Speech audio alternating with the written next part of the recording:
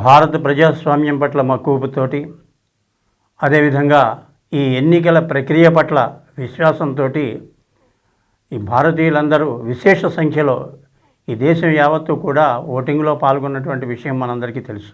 అయితే మారుతున్నటువంటి పరిస్థితుల్లో ప్రత్యేకించి మన ఆంధ్రప్రదేశ్ రాష్ట్రానికి వస్తే ఇవాళ అనేకమైనటువంటి సంఘటనలు మనం చూస్తూ ఉన్నాం. ఈ ఎన్నిక ప్రక్రియలో ప్రతి భారతీయుడు తన ఓటు హక్కును వినియోగించుకుని తద్వారా ప్రజాస్వామ్య వ్యవస్థను కాపాడాలనేటువంటిది, తమకు నచ్చినటువంటి ఇష్టమైనటువంటి నాయకుల్ని ఎన్నుకుని తద్వారా తమ యొక్క జీవిత సాఫల్యాలను పొందాలి అనేటువంటిది, సమాజ ఫలితాలను పొందాలనేటువంటి ఉద్దేశంతో ఈ ఓటింగ్ ప్రక్రియలో పాల్గొంటున్నారు. అయితే ఆంధ్రప్రదేశ్లో దురదృష్టవశాత్తు కొన్ని సంఘటనలు జరగటం అనేటువంటిది సగటు భారతీయ ఓటరుని ఆత్మస్థైర్యాన్ని, విశ్వాసాన్ని దెబ్బతీసేటువంటి విధంగా ఉన్నది. ఎన్నికల డేట్ ప్రకటించిన తరువాత ఎన్నికల ఫలితాలు వెలువడే వరకు కూడా ఎన్నికల కమిషన్ పూర్తిగా దృష్టి పెట్టవలసినటువంటి అవసరం ఉన్నది. గతంలో ఈ విస్తృతమైనటువంటి 140 కోట్ల జనాభా ఉన్నటువంటి భారతదేశంలో ఎంతో విస్తృతమైనటువంటి ప్రజాస్వామ్య వ్యవస్థను మనుగడ కాపాడాలి అంటే ఇవాళ ఎన్నికల కమిషన్ తన విశ్వసనీయతను కాపాడుకోవాలి అనేటువంటి పరిస్థితి ఈనాడు సామాన్యమైనటువంటి ఓటర్ వ్యక్తపరుస్తున్నటువంటి సమస్య.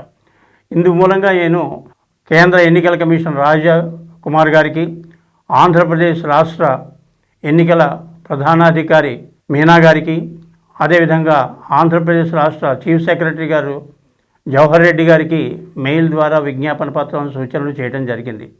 ఇందులో ప్రధానమైనటువంటి ఉద్దేశం ఏంటంటే, ఇప్పుడు గతంలో జరిగినటువంటి విషయాలు కాకుండా ఇప్పుడు మనకి జరిగినటువంటి అనుభవాన్ని దృష్టిలో ఉంచుకొని ఎన్నికల తర్వాత జరిగినటువంటి అనేకమైనటువంటి దురదృష్టకరమైనటువంటి సంఘటనలు రేపొద్దున ఎన్నికల కౌంటింగ్లో కానీ తదుపరి ఫలితాలు వెలువడిన తర్వాత కానీ ఎటువంటి అవాంఛనీయ సంఘటనలు జరగకుండా ఈ అనుభవంతో పటిష్టమైనటువంటి భద్రతా ఏర్పాట్లు చేసి నిష్పక్షపాతమైనటువంటి విధానాన్ని ఎన్నికల కమిషను ఇవాళ ఆచరించింది.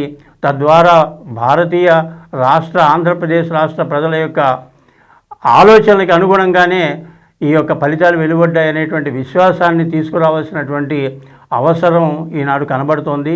ఇది చాలా దురదృష్టకరమైనటువంటి విషయం ఇలాగా చెప్పడం అనేటువంటిది. ఎందుకనంటే మనం ఓటు వేస్తున్నామంటే మనకి భద్రత, విశ్వసనీయత కల్పించవలసినటువంటి అవసరం ఈనాడు మారుతున్నటువంటి పరిస్థితుల ద్వారా ఏర్పడింది. కాబట్టి పెద్దలందరినీ కోరుతున్నాను, విజ్ఞులందరినీ కోరుతున్నాను, మేధావులందరినీ కోరుతున్నాను, అధికారులందరినీ కోరుతున్నాం, వేద విజ్ఞాన పరిషత్ తరఫున, అదేవిధంగా ఎన్నికల కమిషన్ కూడా కోరుతూ ఉన్నాం.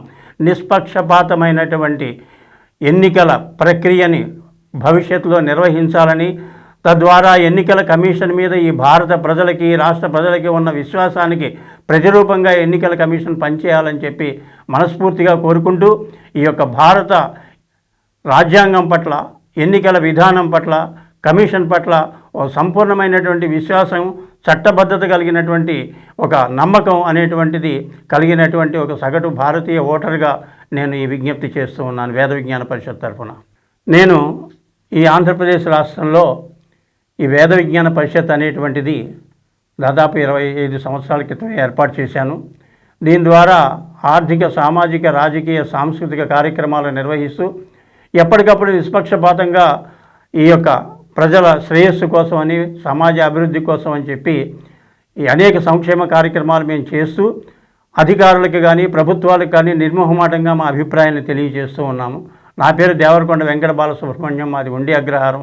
అయినప్పటికీ కూడా రాష్ట్ర వ్యాప్తంగా పర్యటిస్తూ రాష్ట్రంలో ఉన్నటువంటి పరిస్థితులను అవగాహన చేసుకొని తద్వారా ఈ సమాజానికి, అదేవిధంగా ఈ ప్రభుత్వాలకి కానీ ఏమి చేస్తే ప్రజలు సంతోషిస్తారనేటువంటి విషయాల్ని పరిగణలోకి తీసుకొని మేము నిర్మోహమాటంగా, నిష్పక్షపాతంగా ఈ వేద విజ్ఞాన పరిషత్ తరఫున కార్యక్రమాలు నిర్వహిస్తూ ఉన్నామని చెప్పి ఈ సందర్భంగా తెలియజేస్తున్నాను.